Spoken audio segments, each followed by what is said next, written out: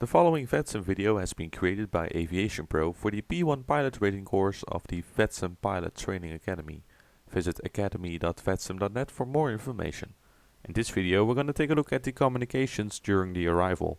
I'm going to give you the basic phraseology that's being used from descent until parked at the gate. In the previous video about communications during the departure, we ended up at our cruising altitude of flight level 350, and we're going to continue this example flight from Frankfurt in Germany to Krakow in Poland in order to let you show how the communications work during the arrival. So during the cruise there's not much communication going on between the air traffic controller and the pilot, other than some handoffs and maybe some directs. So let's say we're now flying in the airspace above the Czech Republic in the Praha FIR. And as you can see on the display, we're reaching our top of descent. At some point, of course, we have to descend in order to make a smooth ride all the way down to landing at Krakow. Now usually air traffic control will give you a flight level, a new flight level when you're ready to descend. But of course, sometimes you're gonna have to ask for descent if ATC doesn't clear you to a lower flight level yet. So let's first take a look how to ask for a descent while we are flying in the Praha FIR. Lot 1364 request descent. Lot 1364, descent to flight level 250. Ooh, that was kinda soft, wasn't it? When you can't hear the air traffic controller or you're not sure what he said, always ask for a say again. Just ask for the say again in order to get the correct information before you do anything wrong. Say again for lot 1364. Lot 1364, descent to flight level 250. Descending to flight level 250, lot 1364. So now we are clear to a lower altitude and we can gradually descend into the Polish airspace, and in a few moments we're gonna get a handoff from Praha radar to the next radar station, and that is of course Warsaw radar. So as you can see in this flight example, it's not always necessary to start your descent in the airspace you're going to fly to, in the country you're going to fly through. Sometimes you have to start your descent in the airspace before that country you arrive in. Lot 1364, contact Warsaw radar on 134.920. Bye bye. Contact Warsaw radar on 135.920, lot 1364. So you might have heard a mistake here. Sometimes, of course, humans make mistakes. That's very common, and it's no problem. And the air traffic control will correct you if you say the wrong frequency or the wrong altitude, things like that. Lot 1364, negative. Frequency is 134.920. Bye bye. Roger, 134.920, lot 1364. Bye bye. So this is just another handoff procedure. We're now going to contact Warsaw radar. Warsaw radar, good day, lot 1364, passing flight level 270 for flight level 250, inbound Patka. Lot 1364, good day, radar contact. Scavi 1 Bravo arrival, expect VOR DME approach runway 07, descent flight level 80. So as you could hear in this particular case, the air traffic controller clears us to a lower altitude, flight level 80, but he also clears us for the STAR, the standard terminal arrival route, which in this case is the Scavi 1 Bravo arrival. Now when planning your approach and programming it in the FMC, it's always wise to enter the arrival route, the standard terminal arrival route, in your FMC already, the arrival route which you're gonna expect.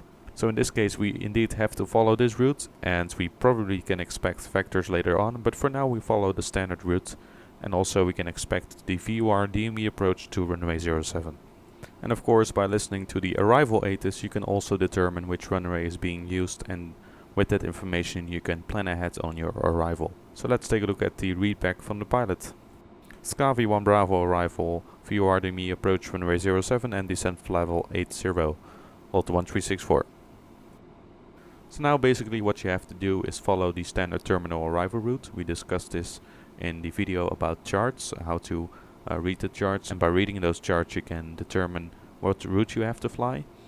And at some point the ATC will vector you to the ILS approach in most cases. Sometimes you have to follow the standard transition, but in most cases the ATC does have time enough to vector you, and that means he will give you headings and altitudes instructions in order to get you into position to execute the approach to the runway, whether it be an ILS approach or a VOR DME approach. So in this case it would be a VOR DME approach. Lot 1364, contact Krakow approach on 121.070. Bye bye. Contact Kakao approach on 121.070, lot 1364. Bye bye. Now when contacting approach, it's always wise to say the altitude you're passing and also the altitude you cleared for. You do not always have to tell them the arrival route because they know it anyways, but just in case you can tell them the arrival route as well. Kakao approach, good day, lot 1364, flight level 80, Scavi 1 Bravo. Lot 1364, Kakao approach, good day, continue approach. Continue approach, lot 1364. So let's say we're now inbound to the Kilo Alpha Kilo VOR station, the Krakow VOR station, and let's say that the air traffic control will start vectoring us at this point, and let's see how that works. Lot 1364, descend flight level 60 and after Kilo Alpha Kilo, fly heading 290. Descend flight level 60 and after Kilo Alpha Kilo, fly heading 290, lot 1364. So as you can see, we're now going to deviate from the standard terminal arrival route, and we're just going to fly a heading after the Krakow VOR, and we're going to descend to flight level 60. So after a while you get more and more instructions to get the aircraft lined up for the approach, and let's take a look at a few more examples of the air traffic controller vectoring us to get to the approach to runway 07. Lot 1364, fly heading 250, descend 3000 feet, QNH 1013. Fly heading 250, descend 3000 feet on QNH 1013, lot 1364. So here we have some new instructions. We're going to fly heading 250 on the downwind leg, basically, of runway 07. And we also descend to 3000 feet. Note that this is not flight level 30, no 3000 feet. We're passing our transition level here, and that means we're going to switch from the standard QNH to the local QNH, which is in this particular case is exactly the same of 1013 hectopascals. But do keep in mind that when you're passing the transition level, you have to switch to the local QNH, and of course you can get to know what the local QNH is by listening to the ATIS. But of course the air traffic controller will also tell you the latest QNH when you are descending below the transition level. Lot 1364, turn left heading 160, speed 180 knots. Left heading 160 and speed 180 knots, lot 1364. So as you can see, we're now flying on the base leg, and what you can expect from now on is another left turn in order to get you lined up with the runway. Now in most cases the intercept heading is a 30-degree intercept heading, so we're landing at runway 07 and we're coming in from the left, so we're going to fly heading 100 and then we can intercept the runway heading from a heading of 100. So usually this is 30 degrees, sometimes it's 40, sometimes it's 20, but 30 degrees is the ideal intercept heading for an aircraft. Lot 1364, turn left heading 100, cleared VOR DME approach runway 07. Turn left heading 100, cleared VOR DME approach runway 07, lot 1364. So we're now cleared for an approach to runway 07, and that overrides every single instruction that has been given before, and we now just follow the route to get down on the runway. Now you will stay a little while with the approach controller, but at some point as you descend you will contact tower. Lot 1364, contact Kakao Tower on 123.250, bye bye. Contact Kakao Tower on 123.250, lot 1364, bye bye. Kakao Tower, lot 1364, VOR DME approach, runway 07. Lot 1364, good day, number 2. So as you could see, we contacted Kakao Tower, and all you have to say is your call sign, and then that you are established on the approach to the runway, whether it's an ILS or in this case the VOR DME approach. And the tower replied with number 2, you are number 2, and that basically means that there is still another aircraft, 2 or 1 aircraft in front of you that are still landing, and that means he can't clear you to land yet until all the other aircraft in front of you have vacated the runway. So sometimes you're number 2, number 1, number 3, number 4, depending on the amount of airplanes that are still in the approach. So in this case we have to wait for the landing clearance, and sometimes the landing clearance comes very late, sometimes you can get a landing clearance instantly, but in this case we have to wait for the other traffic to clear the runway. Lot 1364, wind 120 degrees, 12 knots, gusting 18, runway 07, clear to land. Clear to land runway 07, lot 1364. So as you could see, we are now cleared to land on runway 07. The air traffic control tower, just like the takeoff, gave us the wind direction. In this case there is a slight crosswind with some gusty wind as well, so we have to be taking care of that very well during the landing. And we are now clear to land on a runway, so that should be no problem. So when you have landed, it depends again on the airport whether you have to contact ground by yourself and that you're not getting a handoff by the tower. But in some cases you do get a handoff by the tower, and then you have to wait until the tower does give you that handoff before you can contact ground. But you should always vacate the runway. You can stop at the holding point, but if you know your gate, if you expect where your gate is, you can continue taxi already. And of course that will help preventing you from blocking the taxiways to other traffic that might be landing behind you. So let's say at Krakow, this is probably fictional, but let's say we'd have to do a handoff ourselves. We're not getting a handoff by tower, so we're going to contact ground ourselves on the right frequency. Krakow ground, good day, lot 1364, runway 07 vacated. Lot 1364, Krakow ground, good day. Taxi to stand number 1 via Alpha. Taxi to stand number 1 via Alpha, lot 1364. So as you can see, this is very simple. All you have to do when you vacate the runway and you contact ground, you say which runway you have vacated, and then he will give you a taxi instruction. In this case it's very simple, we taxi via Alpha to stand number 1. So this is basically how the communications work during the arrival. As you can see, probably the vectoring part of the arrival is the most exciting, because you're gonna expect headings and altitude instructions, and sometimes you don't know to which altitude the air traffic controller is going to clear you, or maybe to a waypoint you don't know, so you always have to read the charts and be prepared very well, so you don't run into trouble when air traffic control is vectoring you through the airspace. So now that we have done the arrival communications and the phraseology, let's take a quick look at some emergency phraseology.